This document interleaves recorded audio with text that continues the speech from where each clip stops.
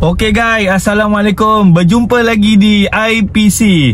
Okey, video kali ni aku nak kongsikan pada korang yang aku tukar sprocket saiz 1442. Okey, seperti mana yang korang tahu, Y16 ni okey, saiz original dia 1446. Okey, dulu aku pernah je pakai 1446 ni. Alhamdulillah, aku adalah setup sikit kan. Setup basic aja. Okey, alhamdulillah dapatlah GPS 155 masa tu. Alright. So, jadi video yang kau akan tengok sekejap lagi ni, sebenarnya video ni dah 1 bulan lebih dah sebenarnya. Sebenarnya tak silap aku 20 April ke 22, lebih kurang macam tu lah, 20 hingga ke 22 April video yang aku rakam ni sebenarnya tau.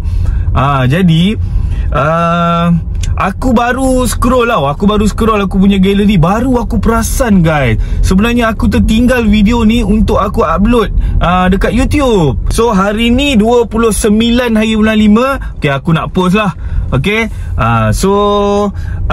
untuk setting sprocket 1442 ni, sebenarnya aku dapat rasakan lah yang ujung motor aku ni akan rasa sedikit termenung lah. RPM mungkin tak sampai hujung. Okey, jadi video yang aku buat ni hanya perkongsian. Sebab Y16 ni kan korang tahulah, dia ni memang popular dengan ujung termenung. Jadi aku sebagai orang kata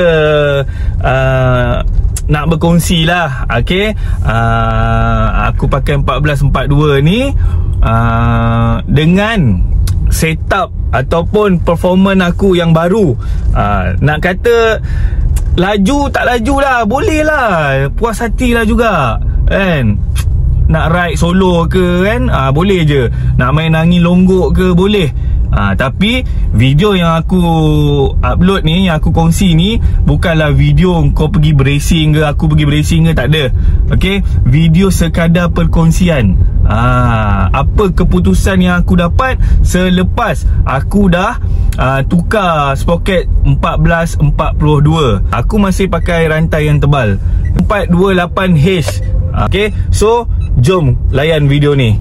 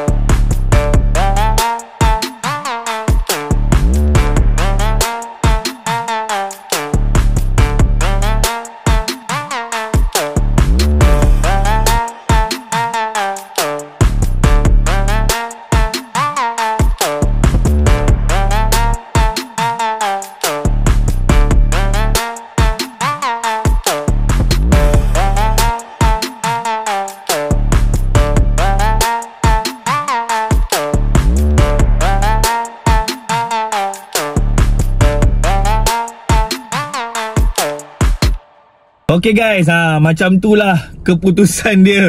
167, 168, 167, 168. Angin agak kuat juga. Okay, so aku pun sebenarnya tak berani lah nak pulas habis sebab aku tak nak ada apa-apa masalah kan. Okay, sebab itu jalan raya, ramai orang guna. So bila jalan kosong betul-betul, baru aku try maksimum yang boleh lah. So aku tak berapa puas hati lah dengan saiz poket 1442 ni, disebabkan RPM aku sangkut dekat 10.5 hingga ke 11 saja. Sedangkan RPM aku boleh pergi ke 12 hingga ke 12.5. So aku akan set up lagi spoket, aku akan tukar lagi saiz spoket. Tapi korang kenalah follow aku, subscribe channel aku, like, komen yang baik-baik. Sebab video ni hanya sekadar perkongsian, bukan pertunjukan siapa nak racing, nak nombor 1, nombor 2 ke tidak. Sekadar perkongsian untuk kita ride ataupun kita duduk atas jalan raya tu kan, sedap. Atas highway sedap, pulas pergi, itu sahaja guys. Alright, so korang jangan lupa lah subscribe channel aku. Sebab apa? Dia part 2 guys. So aku nak korang jangan tertinggal dengan perkongsian aku di dalam part 2. Okay, so subscribe channel aku. Okay, alright, jumpa lagi. Terima kasih guys.